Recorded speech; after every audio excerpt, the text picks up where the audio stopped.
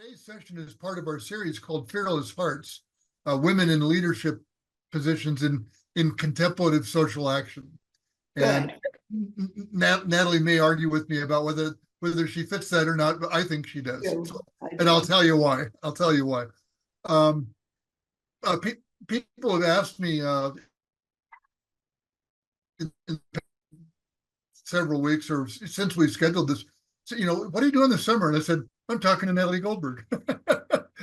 You are the highlight of my summer, Natalie. So, and I when we were on before everybody came in, I promised I would not be gushing fanboy, but I first read Natalie 38 years ago when Writing Down the Bones came out. And as with so many people, I have to know, I've talked to so many people who've read the book. As an amateur writer, but nonetheless somebody who's drawn to doing it, I can't help myself. I have to do it. It was Writing Down the Bones was so liberating, and it just gave me permission to, and I think the next book was Wild Mind, perhaps. I'm not sure. I don't remember the sequence. I've read 4 or 5 of your books. But it gave me the permission to look at my mind and just let whatever was in there come out. And Natalie, and I may hack this up a little bit, but what I took away was that, when I wrote stuff, I felt like this has to be worth publishing, or it has to be ready for my brother to read it or something. And what she gave us the permission to do was to write down whatever the hell comes out of your brain, whatever's coming out of your heart, whatever comes up, write it down and get that judge out of the way and just put it on paper. And that there were really, if I'm remembering correctly, maybe I made this part up, really 3 parts to this process. That's the first one. Just let it go. Don't even, and if you don't have anything to say, just write the until the dog comes up, and then the blue dog, and whatever happens, And then there's the crafting part, and then there's the final editing part. Now maybe that's just how I interpreted it, but it just all wrong. No, not all wrong. You did great. Do you want me to? Do you want anything else? And I'll hand to you. So, just a big thank you. Like I said, highlight of my summer. I'm so happy you're here. And nobody came to listen to me, so I'm going to mute myself, Natalie, and say welcome to Zen Peacemakers. And thank you. Thank you. Jeff, can I ask you one thing? Where are you? I love place. I am at 7,120 feet northwest of Boulder, Colorado, up in the forest. We have... I don't need that. Okay, Jeff, that's enough. He wants me to see his writing now, spontaneously. I'm an old teacher, so I'm a shameless narcissist. So. So the reason that I want to say right now, the reason that Writing Down the Bones was so successful was because it was really Zen practice. I was leaking Zen. And Katagiri and I worked together, not on the book, but have you heard of Katagiri Roshi? He was a Japanese Zen teacher. Jeff, you're not the only one in the group. So I know you're nodding. I better turn to the other view so I can see other people too, okay? Because Jeff and I could have a whole conversation, and also, was it Chloe? I want to thank her. She did a beautiful job of staying in touch and everything. So anyway, when I wrote Writing Down the Bones, I'd been with Katagiri by then a little over 6 years. And you have to understand that in the 70s, I had no idea, or none of us did, what Zen was. It felt right. And Katagiri Roshi, who came over from Japan, had fought in World War II and helped Suzuki Roshi in San Francisco, but he didn't like the hippies. and he wanted to find, he thought the Midwest would be where the workers were, and they'd come with their working pails at lunch and sit zazen, which wasn't quite true. But so he came, and in the 6 years that I sat, and it was really hard, the first 6 years, you know, it was unheard of. And I'm not that type of disciplined person, or I have my own inner discipline. But this was kick ass, you know, sitting from 5 a.m. and the sessions were till 10 at night, nonstop 40 minutes at a time, blah, blah, blah. But in writing down the bones, I understood what Zen was about. I understood what he was talking about. So it came together for me through writing. And evidently, this country was starving for it, for some kind of freedom. And not everybody can sit. And thank God that, oh, listen, thank God that I was young enough to do what he asked, because it was too hard. And now I'll tell you, I'm 76, and it would be too hard now. I couldn't do it, even though probably if he showed up, I would do it again. He died when he was 62 years old of cancer, leukemia, and in 1990. So he's been dead for 34 years. 34 years, I think, yeah. And Bones has been out for about 37 years.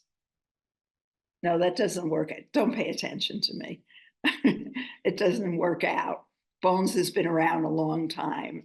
Did it? Yeah, I think never mind. I've got to figure out the time. Don't pay attention, but it was a long time ago. And he said to me, why don't you make writing your practice? So what I want to say is, writing down the bones, and I want to go on to my new book, is a practice. And it's the only practice I know besides sitting.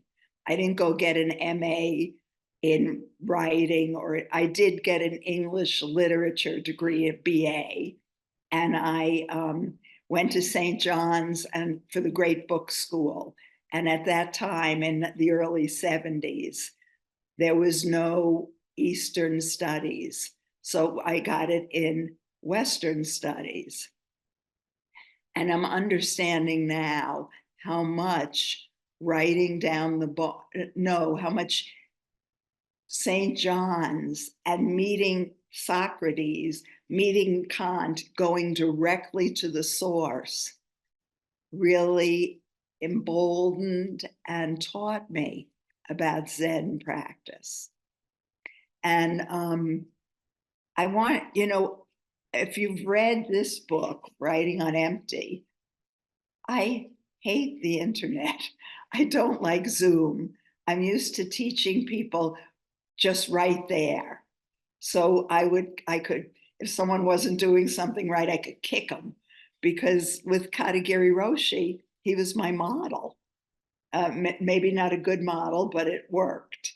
And what I found was, especially women in the 80s were starving for discipline, for starving for believing in themselves, and having a confidence in their experience that it was rich enough to write about, that even opening the refrigerator or having a piece of toast or running to the farmer's market, you could write a whole book about that if you slowed down enough.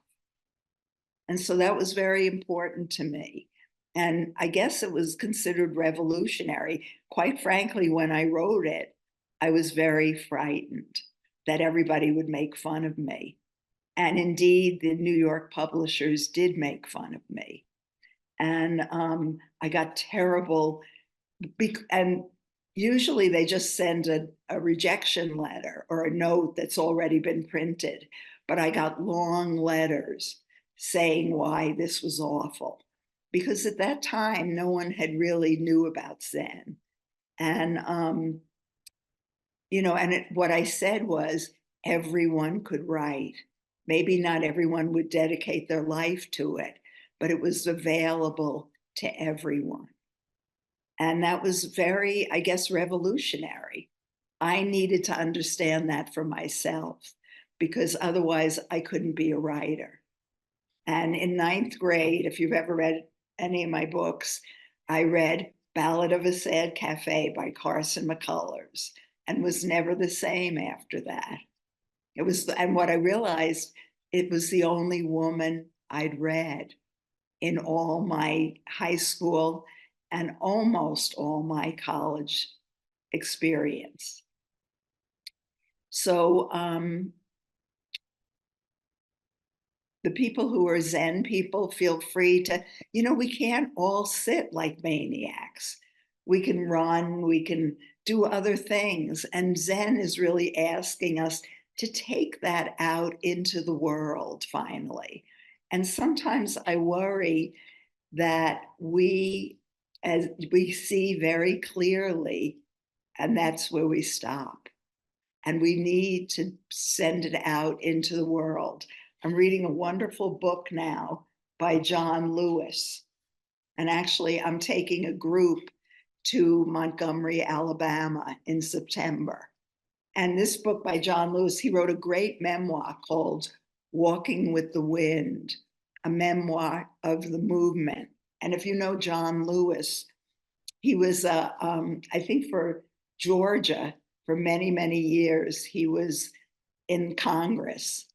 And this book I hadn't heard of. I'd read the memoir, but this one is where people ask him, how did you keep going? How did you get kicked in the face? How weren't you afraid to go over the Selma Bridge? If you know, at the other end of it were troopers and dogs. I mean, really mean dogs and guns. How were you able to do it? He said, great faith. And I think that's how we learn to sit. No matter what comes up, you keep sitting. And now I think it's time that we take that out, that clarity out into the world, however we can. And that's why I did writing practice, because Katagiri was smart enough to know that I loved Zen. I actually studied with him for 12 years. That's why I got mixed up with the numbers. But I studied with him for 12 years, but I wanted to be in the world.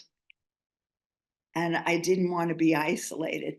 The Zendo felt like the world when I was young. But now, especially reading John Lewis, I just feel wonderful about the fact that you can bring it out. I hope some of you can get it across that bridge. And it's not about Selma. He did this for years and years. Was in the middle of everything at the civil rights. He started very young. And he said, after the first time you get kicked and hit, he said, it's scary the first time. And after that, I mean, I was reading it and it sounded like the way we sat in the Zendo.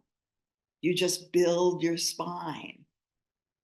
And he said it just takes great faith and knowing that there's something bigger. So I hope I'm supposed to push my new book, which of course I want to, but I want you to know about John Lewis's book and think about us in Montgomery, Alabama, because I think a lot of people want to go there. I went or want some out. I went in March March, and I thought I've got to bring a group here. And I came back and Upaya Zen Center is down the road. And I said to Roshi Joan, I'm not going to Japan anymore. I'd been there many, many times. I said, I'm going to Alabama. That's where we belong now. So you can find your way. I mean, everybody, and you know that. I'm looking at you. I don't know you, many of you, people have put me in the place of being just a writer. I've never been just a writer, though people, it's the way I seduce people to come study with me. And without knowing it, from their back, they're learning Zen. So I want to just look, if you wouldn't mind, I want to look at all of you. Wow, I don't know. Do I know any of you? And one of the things I wanted to say, Celia Young, yeah, hi. One of the things I was saying about why I don't like Zoom, or I'm doing it because I have to go along with the world. I don't have to, but I want to. I don't want to be so narrow, though I am narrow. I liked when I could see people. So please, you're not going to just sit back and feel comfortable. I want you to please raise your hand, not just with the little mechanical thing, or if I ask a question, nod your head or use your body. Okay. So am I supposed to just keep talking? Oh, there's Chloe. Hi, Chloe. Thank you so much. You did a beautiful job with that. Do you call it a poster or a image? Yeah. So image? You did a beautiful job. Thank you. So what we should do is let's at least sit for 10 minutes, okay? And now I tell students, sit comfortably, find your way. Some people have bad backs. Yesterday, I've sat for 6 months in the Santa Fe Plaza, sitting for peace in the Middle East. No black or white.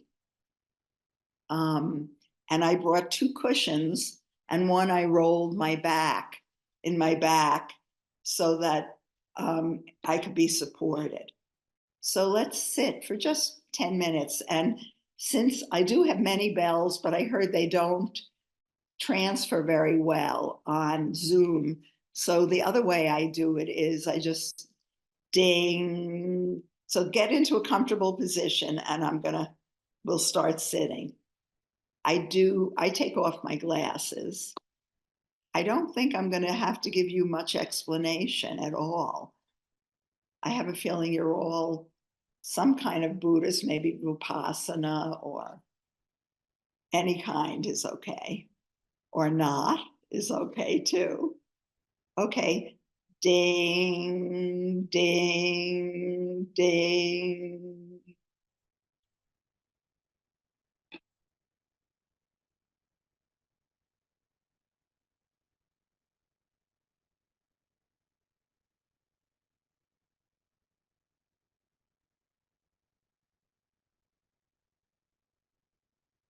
So see if you can breathe all the way in and all the way out.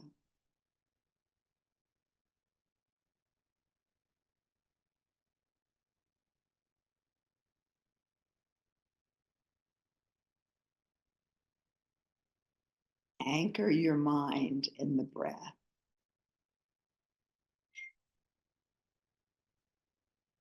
That's a great verb, anchor.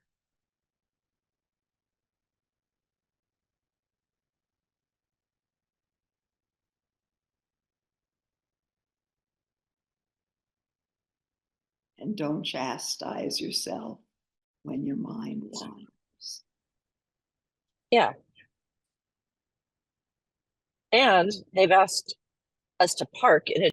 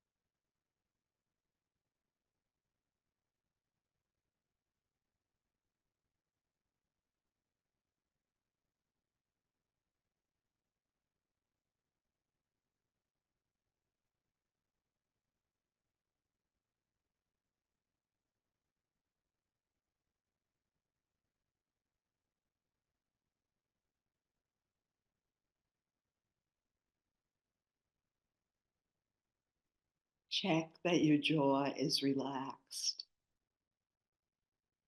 Your upper and lower teeth never should be touching, not only in sitting, in life.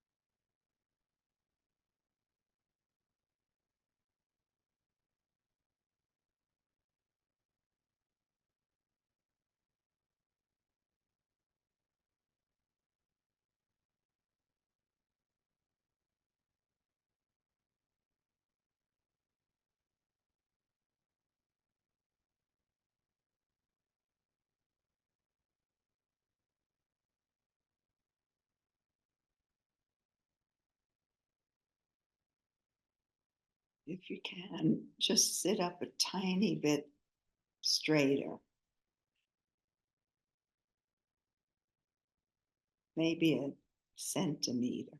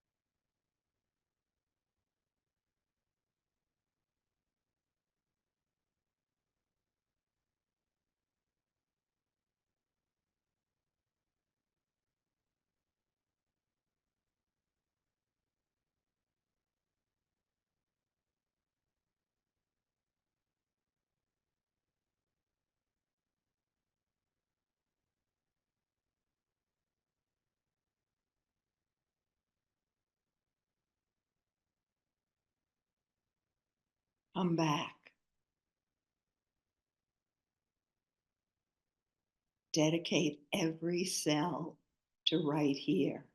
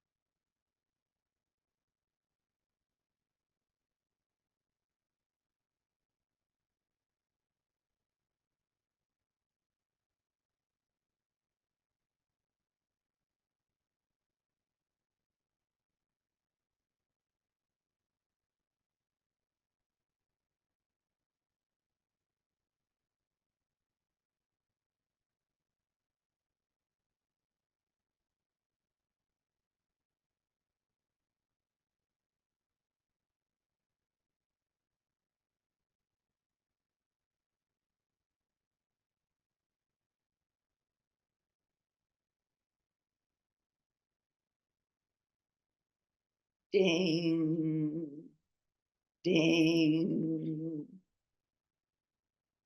I hope you heard that.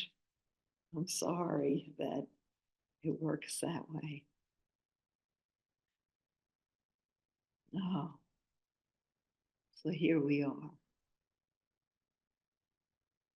I hope, let me see hands. How many of you sit or have sit outside?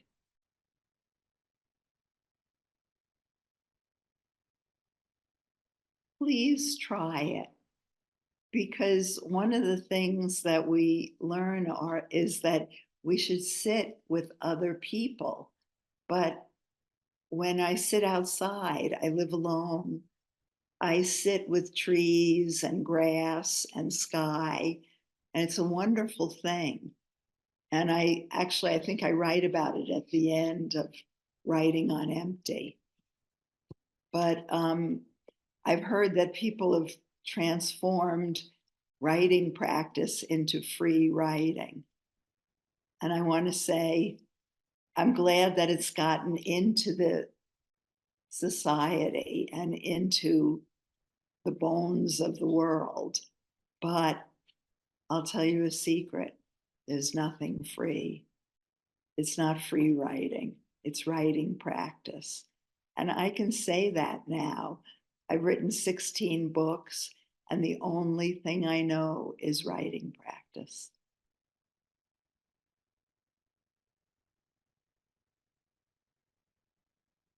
It just came to mind when Katagiri died. He wrote his first book that came out, I think right after he died, called Returning to Silence. And you could feel that here when we went back into silence to sit. What a relief it was, at least for me. I don't know about everyone else. I had just run to the farmer's market because I like to support them, but it was so nice to just sit. And his book, Returning to Silence, he always would say, just shut up. And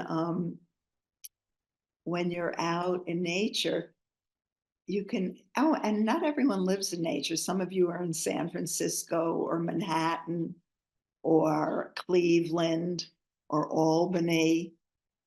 That's okay. There's still the world out there. I think you all know this, but I really encourage people to sit.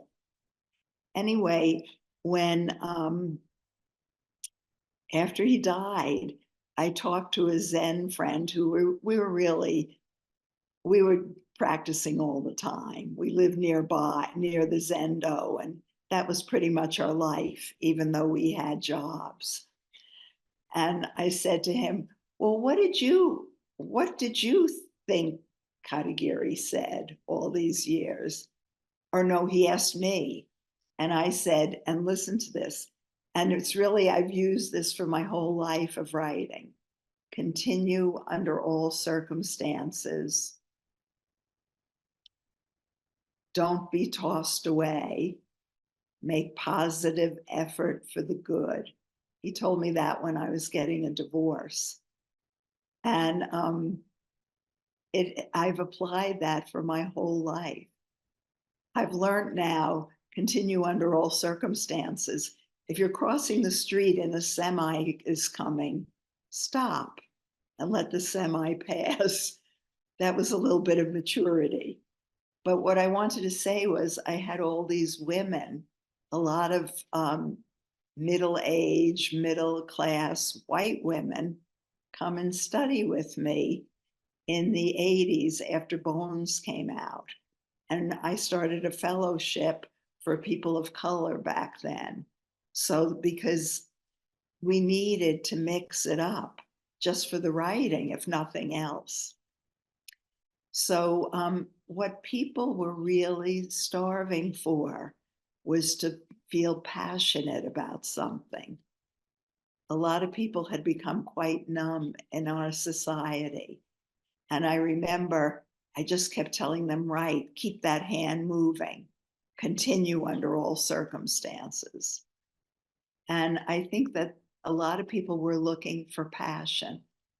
We're looking, now we usually think in Zen, no passion, but there has to be a passion to keep showing up, to keep sitting. Underneath, there has to be some heat.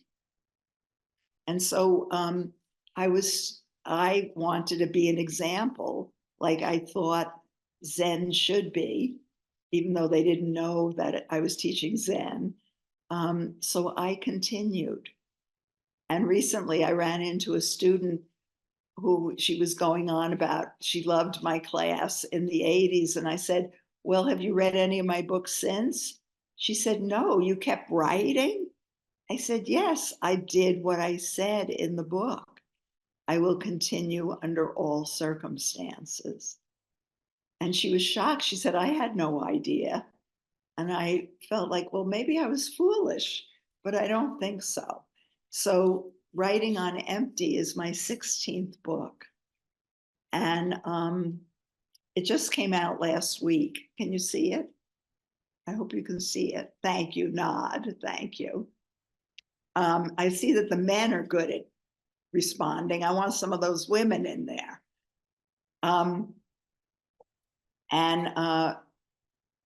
It was, and I wrote about during the COVID time and what it was like. And I was really lost, like all of us. I had figured a great thing. You know, I go to a cafe and get out of the house. Suddenly the libraries, the bookstores, everything was closed. All the things that I've used were gone. So how do you write, or how do you continue life and do what you want to do and do it some different way? And it turns out that it was a great thing for me that not COVID, that was terrible. And we lost many people and it was very scary. Do you remember? But at one point, met my old friend Eddie Lewis in a park nearby, and we brought our chairs and we sat 6 feet apart and we talked only 2 hours once a week. And we just told stories about our lives. We've known each other for many, many years. We met because we both loved Larry McMurtry, a Texas writer who most people know from Lonesome Dove or Last Picture Show. Anyway, so we met and I left and I thought, this is a structure. I could build this structure because there was no structure anymore. Everything had been pulled out from under us during COVID. And some of us were very sick and some of us died. A lot of us died. And I just got a letter from a nurse who I guess was a nurse in Gallup, New Mexico. If any of you have read Leslie Marmon Silko, I'm trying to think of the book. I just blanked out. Who knows it? Raise your hand and tell me the title. Ceremony. Come on, have any of you please nod your head? Have you read Ceremony by Leslie Marmon Silko? Well, read it. It's one of the American classics. She wrote it. She's a Laguna Pueblo Indian, and she wrote it when she was 28 years old. And she wrote about Gallup, New Mexico. So in a way, it's a very down hometown. There are a lot of drunks walking the street. It's a broken town, but it suddenly became a town of literature for me. And when I was a young woman, I read that book and I drove out to Gallup to see, and I was walking around loving it because of Leslie Marmon Silko. She made it alive for us. So this woman, Mary Green, was a nurse during COVID and in Gallup. And she wrote me afterwards, she said, we worked so hard and I was so wiped out that after it was done, I didn't think COVID existed. She said, I didn't think anything existed. And she said, thank you for recording about COVID. And we need to, we can't just go, as you know, as practitioners, we can't just close our door and go on. We have to digest what has happened. And so, and I didn't do it right away, believe me, and it wasn't easy, but I did write about COVID and what happened to us during COVID, or some of us. And one of the great things that happened to me, I hated my mother most of my life. And people said to me, would you write about your mother? You'll write about your father, but you've never written about your mother. And I'd done a lot of therapy and everything. I understood the dynamics, but I couldn't feel for her. And COVID in that space allowed that. Eddie, my friend who we would meet regularly for 2 hours, got into a terrible bicycle accident. And then suddenly I was back in the void again. And he's okay now. And he goes throughout the book. I used him for people who want to learn about writing. I used him as a strain throughout the book. I'd call him wherever I was. But here, I'll read you this part. This is page 31 in case anyone has the book. Gnats. Oh, I should tell you, I think I mentioned the portal. You know, we don't have porches in New Mexico. We call them portals. It's a different language. Gnats, flies, moths stir all around me. I watch a monarch twitter in the juniper branches. I look past the hedge to a cloud and experience this unalleviated ennui, this feeling again and again of being a housewife in the 50s in the unforgiving suburbs. each day waking, going nowhere. In a quiet, almost dull moment, there is air, a lightness. It's early morning, shadows long across the cement portal floor. An opening, a leap happens. This must have been how my mother felt. For the first time ever, I am flooded with understanding. No, I'll admit it. Compassion, a softness for the woman who gave birth to me in a Brooklyn hospital, unconscious, drugged, my father asleep on the sofa in his in-laws' apartment. Only my grandparents sat in the waiting room, alive with hope. My mother had been dead for 15 years by this point. I'd done plenty of psychological work around her and fully understood the dynamics of my childhood, but I could never take the big step to feel love for her. Here, because my life is at a dead stop, I'm given a gift, saturated with emotion for my mother. I miss her so. My hands motion in the thin, dry air, gesturing to her, not even sure she knew that I had hated her. She mattered deeply to me, and I feel the poignancy of the years past. So, are there any questions? Anyone want to say anything? Who's in charge here of the internet? I'll be in charge, Natalie, and we've got enough people so that I can't see everybody. So I know Well, Natalie. wait. Sorry. If they do, oh, okay. So reaction, they press reaction, right? Yeah, And down under React, you'll see electronic hand. So if you have a question or a comment, please feel free. Yeah, Yep. to press that. And then I think automatically people come over. Yeah, I'll see their hand. Okay. You'll see their hand, but you don't see their physical hand. I'll see their electronic hand. So Okay. Nobody has any questions or anything. I mean, I'll continue if you don't have any questions or any comment. please, anybody? Oh, there we go. There's a question. Hi, Laura. I just wanted to say thank you Thank you. very much for a lot of different things. So thank you for your work and your authenticity and your presence, and touched my heart with the piece about your mom. Okay. Thank you.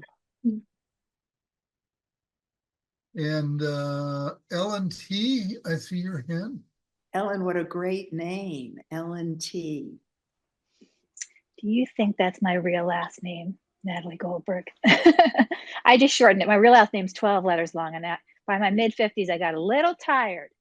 So go for it. Well, then change your name to Ellen T. You know, whatever you want to do. Not permanent. Nothing against my family. Forever, you're going to be Ellen T for me. That's right. No, I am. And to most people, like at least in my Zen practice, that's who I am. Okay. I have a question. I'm a career bookseller, so I've been selling your book as long as I've been working, probably 36, 37 years. And currently, I own a bookstore just outside of Philadelphia. And we started a program called Same Page, which is supposed to be a contemplative practice group that's interfaith and interparty and just non-denominational, non-sectarian, I'm inviting everyone to be there. But my question for you is, one of the things we get stuck on is how to bring a contemplative practice to writing across different faith traditions. Like, do you have an exercise or something that I could use? I'll say, Natalie Goldberg told me. Just writing practice, keep everybody's hand going. And I remember at the beginning, boy, oh boy, those Catholic schools, writers love to write about their life in Catholic school. But whatever we are. I mean, I remember when I sat a sesshin during Yom Kippur. I knew nothing about Judaism. I was brought up very proud to be a Jew, but had no idea what that meant. And once I went to Katagiri during sesshin, and I said, the more I sit, the more Jewish I feel. And he said, well, that makes sense. The more you sit, the more you become who you are. And I would say that for writing too. So you don't need to take care of their religion. Right, exactly. And that's how I feel. And I had the same situation. I was raised secular Jewish, came to Buddhism in my 40s, really. So have all your groups just right. Right there. Just right. All right, that's what I'm going to say. I'm going to say Whatever. That came from you. Yeah. Okay, yeah, say that. And repeat it. Thank you. Write your asses. I will. Okay. Write your asses off. That's what I'm going to say. Thank you. Okay. I was thinking I'd like to read a chapter. I don't know if it's a very new book, so I don't know where they've put these things, but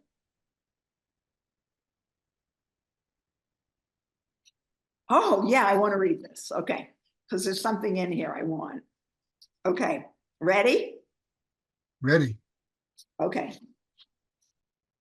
This is chapter, oh, I'm very proud of this.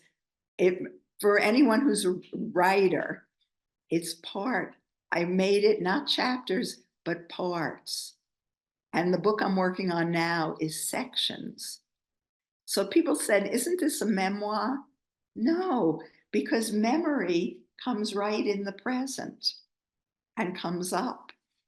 I did write a book on memoir, but I completely disagree with the Natalie Goldberg from 2008. Okay, so this is part 6. Early in August, a dream. My father is helping me dig my own grave. We have to be careful to go deep, but not wide, because on each side of us is another grave of someone already buried. The whole plot is full of close graves. My mother joins us and digs. I have tremendous energy for the task and am working hard. We are done, and I immediately say to my mother, we have to get a casket. I don't want to be buried in only a sheath. I climb out and say to my quarrelsome, much younger brother and sister that they should behave themselves. I'll be gone by tonight, and then they can fight and do whatever they want. It is so clear, vivid, direct, but what does the dream mean? Am I burying myself? I tell friends my dream. They are haunted, think it's weird, scary. I go to a therapist. We can't figure it out. We make poking attempts that go nowhere. Both my parents have been dead for decades, but in the dream they are dressed and alive, mostly digging. I don't remember them so wholeheartedly helping me before. The dream becomes a pebble I have in my mouth, indigestible, that rolls around over my teeth, pushed by my tongue. I let it live back there and hope some resolution will come. A month later, a cancer scare. My calcium numbers are way high on the quarterly blood test. I stop taking all supplements and a week later retake the test. I'm quite equanimous till the 7th day when they extract blood again. Terror runs through my body, even when I learn I'm okay. And Dulcinea, my kind oncologist, calls and emails. The panic rips through my muscles, stomach, liver. I can't stop it. The shaking terror will stop on its own. I know. I have no control. I thought I had a handle on death. Look at my dream. I'm digging my own grave. I know the end will come someday, but now I begin to grieve tree shadows, even opening a bottle of ginger ale, bending to clip toenails, the phone ringing, the damn raccoons with their black face masks, sneaking at night into the back garden, picking out the worms with their agile paws through the wire of the compost fence, a tasty protein treat for them. I know I will miss everything someday. It will all be gone, even the God of song. I won't pick up a pen, word, paper, all gone. Yes, I think I know this, but when the calcium unbalanced, a whole new dance ran through me. This is my body, and it simply won't be. Take that, Nat Goldberg. I'm shivering. I don't know anything. It seemed a long time ago that Eddie and I shared what we will miss when we die. I will miss every single grain of sand, every cloud, every person I have known and not known, no one left out. The dream comes back to me again days later while I'm on a long hike way south of town. I start right out my front door down to a miserable little stream, sometimes called sometimes a trickle. We call it the Santa Fe River, but any water, even just the water sound, is good in this environment. I walk along it to the green shuttered house, then across the road and into the wilderness. I'm aiming to climb the backside of a mountain I can see from my bedroom window. The front side of the mountain is where you can properly park your car and hike the Dorothy Stewart Trail, named for the woman who is a member of the Work Projects Administration Artists Collective in New Mexico during the Great Depression. It's the only trail in this area with a woman's name. But 5 years ago, someone smashed the driver's window of my car and stole my purse hidden under the front seat. They left all the groceries in the back of the car. They stole no lettuce, beans, or butter. I never parked there again. I repaired the window and could have parked my car there empty and unlocked. But the main approach to Stewart's Trail did not feel right, safe, or comfortable anymore. I get to the top and look around for a tree I can lean against to meditate. My body no longer can go cross-legged and sit erect on its own steam. A tree helps. I find a craggy stump above the trail, take off my small pack that holds only a water bottle, and settle into my breath. I don't pay much attention to the grand vista of pale blue mountains in the distance, but inside everything is getting very big. I swear I can feel the earth turn, the moon. I stop. Does the moon circle the sun? I can't remember. Then the sun goes around the earth. It's all scrambled. Science, high school, please come back to me. You can hike for miles and see no one here. Naturally, I do not have an iPhone with me. And even if I brought one, it would never occur to me to look anything up. Yes, maybe I'm arrogant. What if I fell? I'll take my chances. What did we do before the internet? My old Zen teacher, and I'm quoting him, modern life is artificially protected. When the artificial environment collapses, for instance, in a natural disaster or an economic calamity, people suffer severely. Modern people, therefore, need to live in direct contact with nature and find a practice method in tune with nature's rhythm. Old ways of life fit this purpose. Such a life will put the modern life in a different perspective and teach us how we should live. Katagiri. I see two hikers below on the trail. Excuse me, I call out. They look around. I'm up here, I wave. They swivel their heads. It's a man and woman, not necessarily a couple. For a moment, I got mixed up. Does the moon go around the sun? And what about the earth? I asked them. They both looked stumped for a moment. They weren't expecting this. Then the woman lights up like it was a whole new discovery. No, the moon goes around the earth. She shows me with her hands, and the earth goes around the sun. All three of us are delighted. Thank you so much. I got confused. They take off grinning, continuing their hike. Then the man stops abruptly and looks up at me through the tree branches. Is anything happening up there we should know about? No, but if there is, I'll let you know.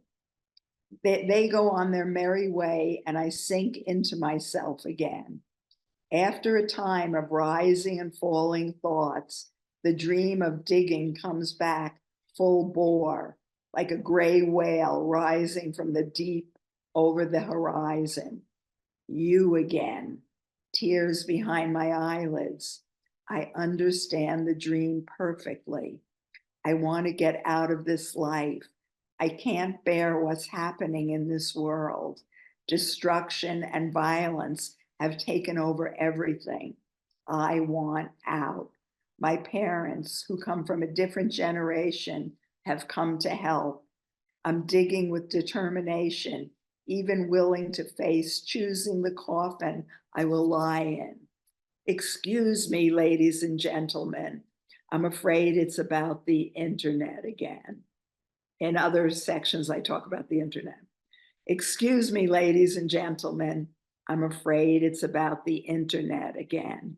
I remember that maybe 15 years ago at a conference, someone asked me what I thought of ebooks. At the time, I didn't know what they were, but I sighed. You know, if all of you could just wait 20 years, I'll be dead and you can do whatever you want. But here's the trick, not a trick, but maybe a fuller new angle. In the dream, I have a much younger brother and sister arguing all the time. That's the world I'm leaving. Those kids with all their devices, I dream them. In reality, I don't have a much younger brother and sister, but those kids have entered my psyche and they are now my blood kin. When I tell them in the dream to please wait, stop fighting, I'll be gone by tonight, they're jolted silent. I feel the whole dream in moments on the mountainside. The next iteration of humanity, not good or bad. Memory will be held not by human beings, but in machines. You won't know even your close friends, lovers, families, phone numbers. This machine will carry them. Then what will the human mind be used for? Don't let the commercial world so quickly fill that mind space. Of course, thoughts don't stop. The mind's nature is to create thoughts. But what else? Where are we going? I guess I'm still in it for a while with the bad water in Jackson, Mississippi, Ukraine's terrible war, the floods in Kentucky and Pakistan, Great Britain with no air conditioners and a heat that is uncontrollable. In the dream, I do not finally climb into the grave that I've dug and bury myself, nor do I ask my parents or siblings for assistance to go under. I climb down from the mountain and I walk the long walk home. Some of it I lope. A new freedom is in me. I don't have to fight anything anymore. It's all part of me. So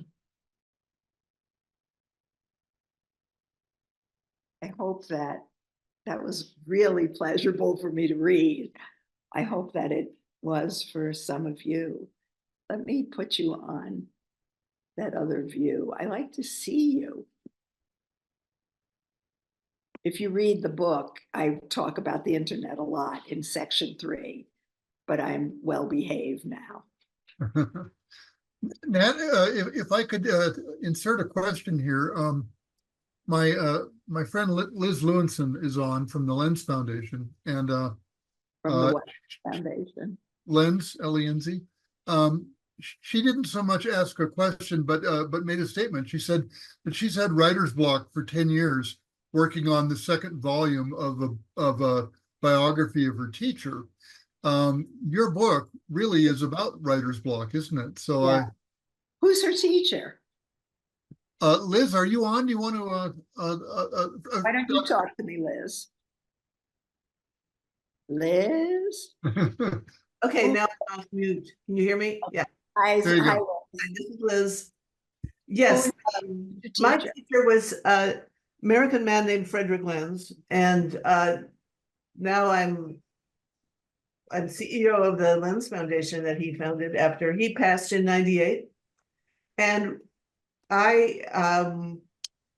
he asked me before he left to be his biographer, and it was difficult because he did so many things. He didn't sit in one place. He was all over. He was a great teacher. And Liz, can I ask you, have you ever done writing practice? well, that book was my first writing practice was that book. I rewrote and rewrote, and it wasn't just based on me. I mean, I'm the string, but I had about 100 interviews. And I'll just, it was in order. It was year by year, and it did well. I mean, I got how many? 4 literary awards for it, which affirmed What's the name of it? I worked on it. What's the name of it? American Buddhist Rebel. Oh, good. Great title. I don't think I've seen it, but I'll keep my eyes open for Yeah, it. it's a great book. I'm sure you'd love it. Now, what happened was, it was just through like 89, but he went on to 98 and he shifted everything in 89, and it became much more about sections. So what you're saying about sections is how I've been thinking about writing it. And let's see, what stops me every time. So I write a lot. I just don't write that project. I write. I totally understand. Why don't you let go of that project for a year and just write and do regular writing practice and jot down notes when you remember something about him. Write a note. Okay. Okay. Yeah. I only know writing practice. I don't do anything else. And all my books have written through writing practice. That is. See, just giving her the permission not to do something is wonderful. And I want to say that for PR, they talked about writing block here. I never had a writing block. Writing block is too deep in our history and we freeze. Mm-hmm. I just needed a new angle, and I was patient and waited and kept my hand moving. And I did do at the end because people wanted it, and people have written that it's been very helpful. I'm looking now what it was. I did what was it called? Writing a map. A writing map. Oh, here, a writing on empty road map. So I gave some instructions there, but I do not believe in writing block. I can't sit, just shut up and sit. I can't write, just pick up a pen and get your hand going. Or I guess some people like to do this, yeah. With the typewriter. I don't know what, the computer, whatever, but get moving and get out of the house. Mm-hmm. Yeah. Everything lately I call myself semi-retired, and I had to write an article for something, and I had to get out of the house. Getting out of the house in 2 minutes, I wrote it. Mm-hmm. I went to a restaurant and sat on the porch, and there were other human beings around. It was so nice. Or outside, the trees are cheering you. Mm-hmm. Go for it, Liz, go for it. And Miss L&T, start writing. Okay, that's good. Lovely advice. Thank you. And please people think I make big money or anything. It's just, I want people to get this book, A, because I think it's helpful, and B, it's 2 weeks, and the publishers watch for about 6 weeks, and that's it. And when it sells, it gives me the opportunity to publish another book. I'm gonna get it. I'm gonna read it. Thank you. I think it'll help. Thank you. I think that's.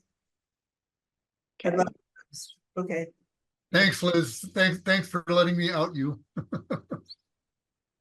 So why don't we leave it open now for comments and questions? And then at the last 5 minutes, I'd love to sit again, because Sure. you're all very good sitters. Okay. That sounds great, Nat.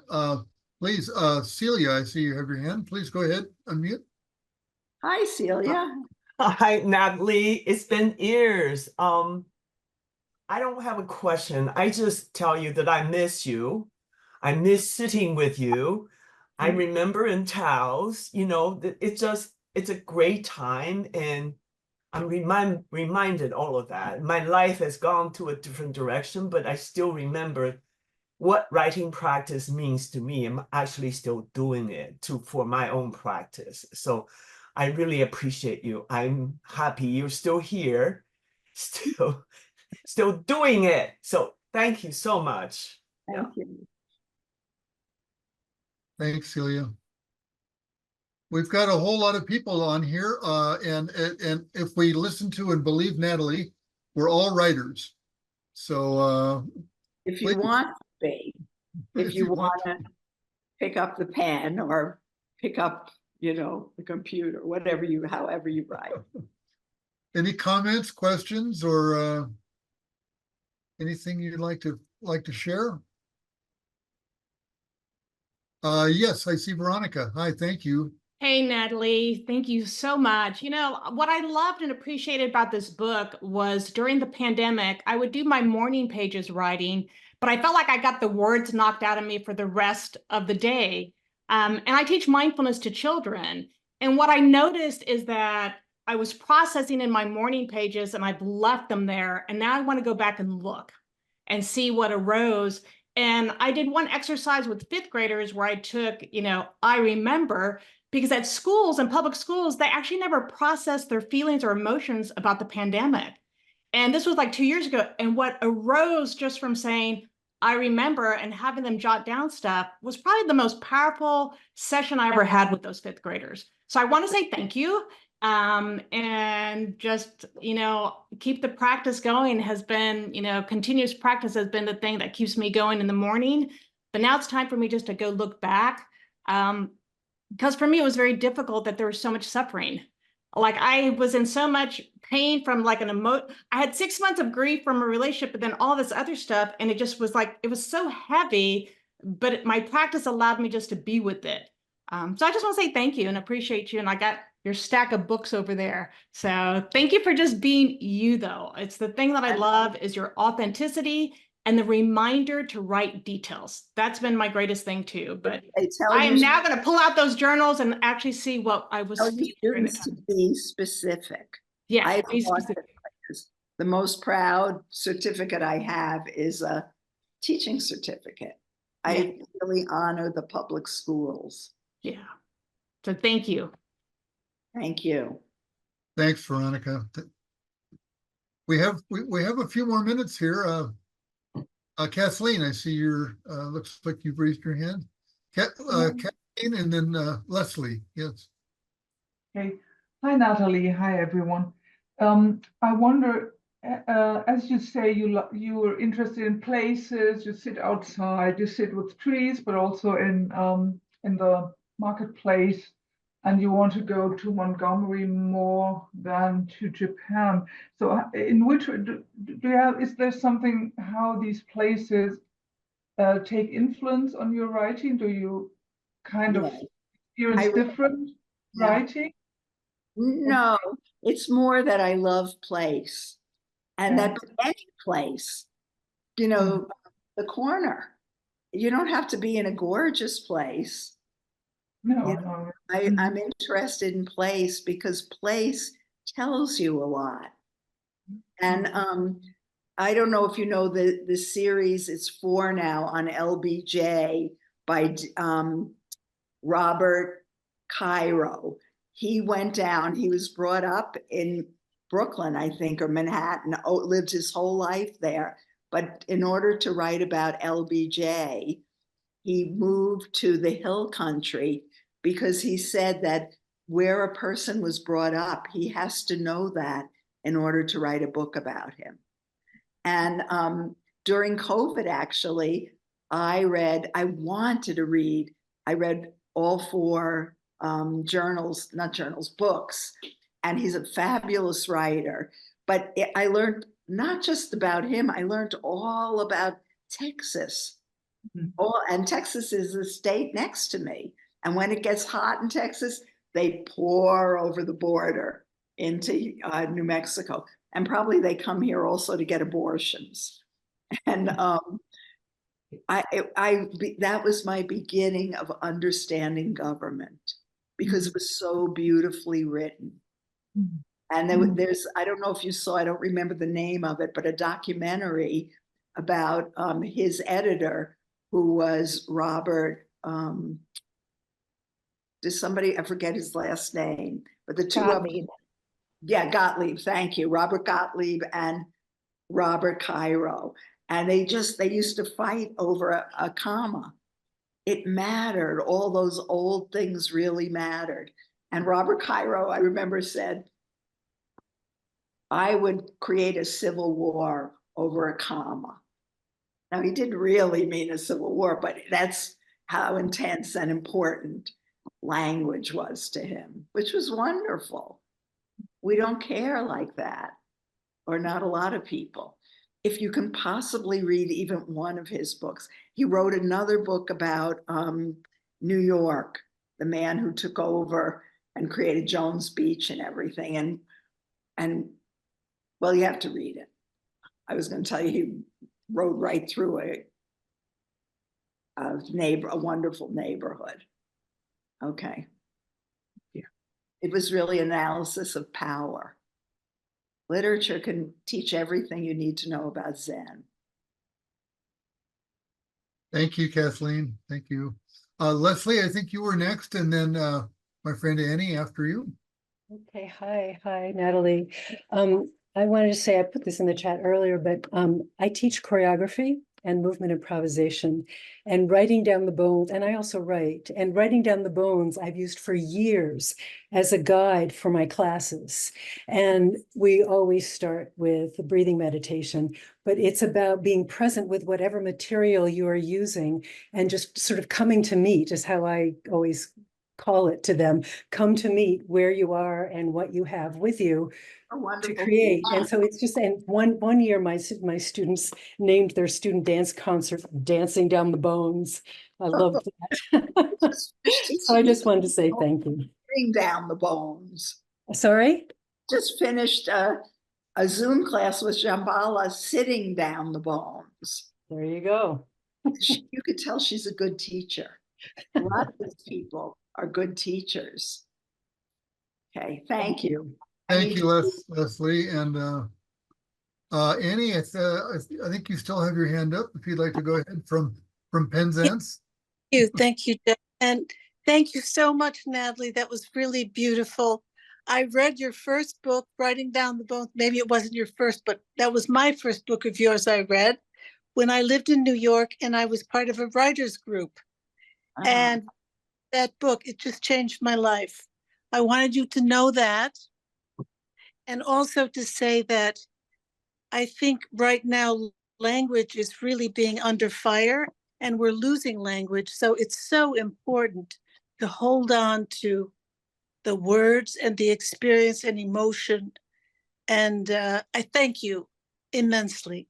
I thank you. I thank you. Thank you. You all encourage me, but you all have to do it. I now give you all permission to go and teach writing practice. My first teacher, Baba Hari Das, was a Hindu, and he said, teach in order to learn. And I taught writing practice nonstop on my own all over the country and the world for 35 years. And that's how I really learned Zen deeply and learned writing deeply. Okay, so let's sit. We have 5 more minutes. And it was a great pleasure. And it's interesting to me, Zen people are quiet, but you can't just be quiet. Get out there and make trouble. What does it, John Lewis say? Make good trouble. Good trouble. Yeah. Sorry, Natalie, can I just say something? I don't know how to raise a hand, so I'm doing it. Sorry, I totally can't find the button. understand. Sorry. Okay.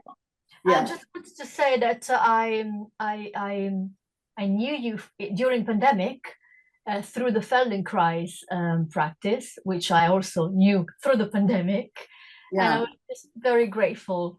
Through them, I discovered your book, the Writing Down the Bones, but also the haiku book, which 3 simple lines, which I absolutely adore.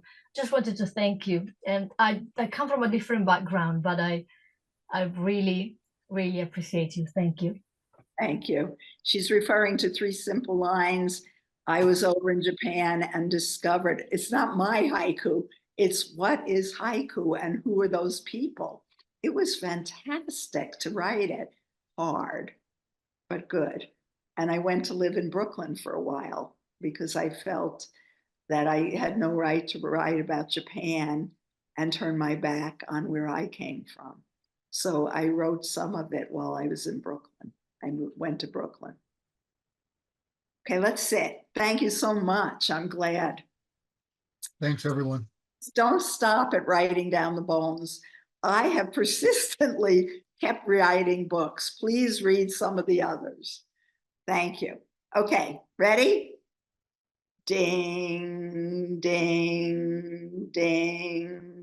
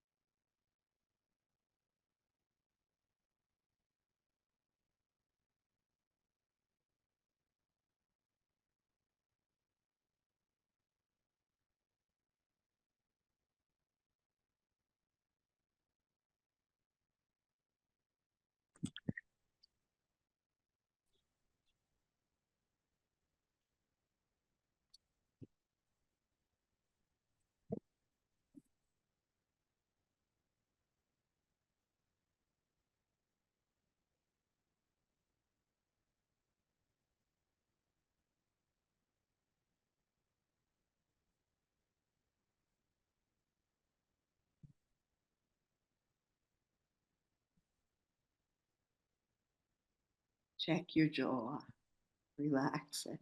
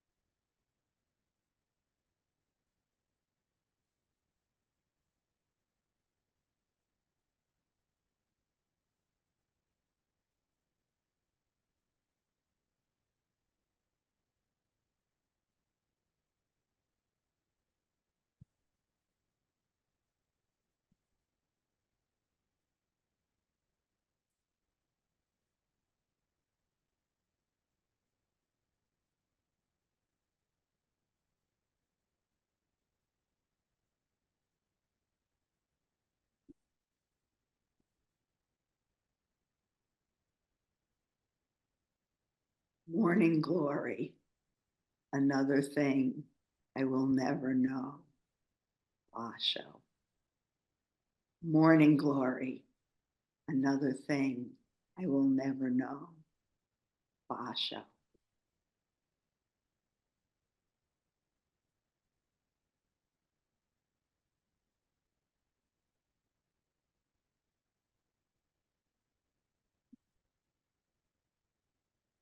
Ding. Thank you. Thank you, everyone. Natalie, thank you so much for your time and your sharing. Thank you. Very much appreciated.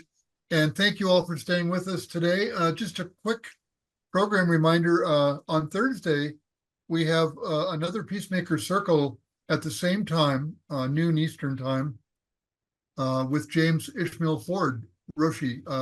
His new book is coming out just in a few days, The Intimate Way of Zen. And I just finished it.